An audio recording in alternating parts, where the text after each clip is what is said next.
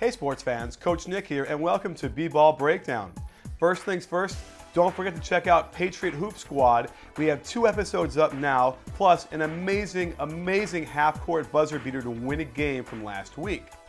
Let's get to Denver, Houston. Pretty good game. Houston's rolling along, and they run some pretty clever sets. I'm going to show you what they do on offense, and then we'll go through how the game unfolded toward the end and why Denver faltered and lost the game.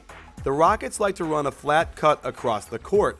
Not a bad move, and they'll screen for the ball, but the problem is the receiver is going away from the basket when he catches it. They get into a shot, it's a long rebound, and as so often happens against the Nuggets, a long rebound usually leads to a fast break layup.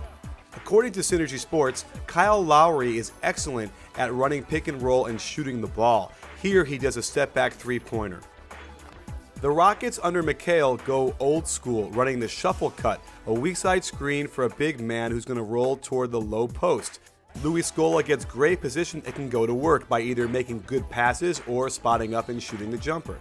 Same play, but because all of the action is moving toward the right side of the floor, Patrick Patterson can seal his man on the weak side and get great position to go to work and score in the low post. A big difference this year in the Houston Rockets offense is Scola in the post. Look at his numbers from last year, and when you compare them to this year, his field goal percentage and turnover percentage is way off. Here, he'll do his usual face up and hit a nice jumper, but he's not doing it as often as he did last year. The same moves are there, but perhaps defenses are catching up to what his clever moves are. Here he does a quick spin move and it gets blocked. The Rockets like to call single doubles for Kevin Martin, but it's a pretty rudimentary offense and most defenses in the NBA play it pretty well, and here it results in a turnover. Another single double, and this time it's going to turn into a sideline screen and roll Scola, and this time Kevin Martin's going to step out of bounds, clearly not comfortable going to his left. So Kevin Martin adjusts by curling into the lane and bringing the defense with him. When he does that, he can pitch the ball back to Scola for a wide open jump shot. While the Rockets are an average running team, even after makes they can get the ball out, and watch how fast the ball pings around the perimeter and then back into the post. That's where they're at their best. A solid majority of Kyle Lowry's jump shots are from behind the arc. He's always looking to spot up and knock it down. They'll also space the floor and have Scola run screens for the ball. Here he pops, screens again, and they have Kyle Lowry, a nice spacing for an open three. Even the Rockets are running the Horns 1-2-2 set, and you'll see the guard go to the weak side corner to screen, and they get a screen himself in a flex kind of mode. But notice how the offense completely dies at this point. There is no more movement, and he is left to dribble the ball on his own and make a really difficult shot. Here's a nice little motion set they run where they get 2 cutters going through the lane and then ultimately screen the ball on the right side. Watch how Andre Miller is very poor at staying with Budinger, and when he has to close out, he gets blown right by for the layup, which they miss. Here's UCLA high post. You'll see Dragic do a UCLA cut off of a screen and they get a layup. They miss. Scola's there for the rebound. They're terrific at offensive putbacks, but they miss that shot there. Watch how Scola is going to screen on the right side of the ball in the wing and then come right back across and screen the ball on the left side, making his man have to help out. When he gets the pass off the roll, he gets right to the basket. Clever. If you want to know why Kevin Martin's shot's a little funky, he keeps it a little bit farther away from his body than normal. It becomes a little bit more of a push shot, but he's practiced it enough where it's pretty effective.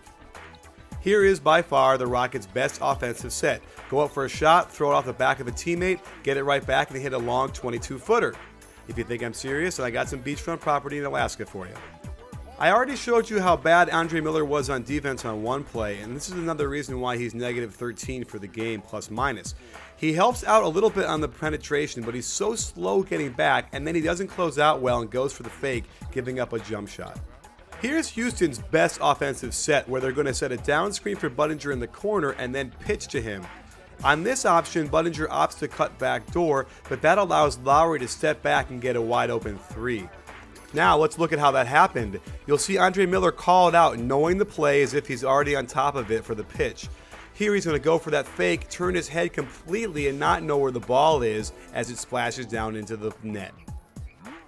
In a tight game without an injured Galinari, here's where the wheels fell off as Harrington misses the left-handed layup. Miller does not help his cause by getting to the basket and missing a right-handed layup. And Ty Lawson goes to the basket strong but misses the gimme. Meanwhile, Patrick Patterson goes to work one-on-one in the post and gets a layup of his own. Here's that same really good play for the Rockets where Budinger is going to get a screen down from the corner and then a pitch. This time he takes the ball, turns the corner, and sucks the defense in, finding a Patrick Patterson in the weak side for a wide open J. Watch how Harrington should have been shading Budinger to his left more. Instead, he's right in front of Budinger, who can get in his way and prevents him from getting out and putting a hand up better on that Patterson jump shot. Denver tries one last time to make a run, Lawson taking a bad shot standing on the three-point line, but this time gets behind the line to make it. And here you're going to see the Rockets run that same down screen and a pitch for Courtney Lee this time. It becomes a weave into a screen and roll. Very nice movement, which becomes a mismatch for Budinger, who goes right to the basket but cannot finish. As is always the case, when a team misses a layup on one end, the other team usually races back down and gets a layup of their own. And again, Andre Miller was the GOAT here as he posts up but turns the ball over very poorly off his leg.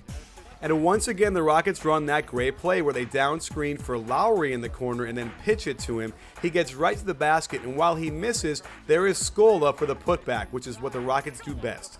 And watch Rudy Fernandez not get into that play and even try to block out or get a hand on that ball.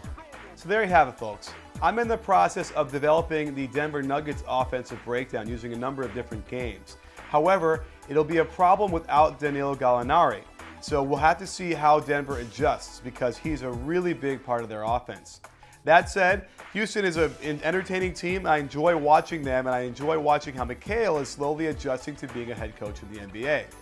So don't miss our next breakdown. Don't forget Patriot Hoop Squad as well. We have a very big game tonight against a team that hasn't lost for 76 games in a row or something like that.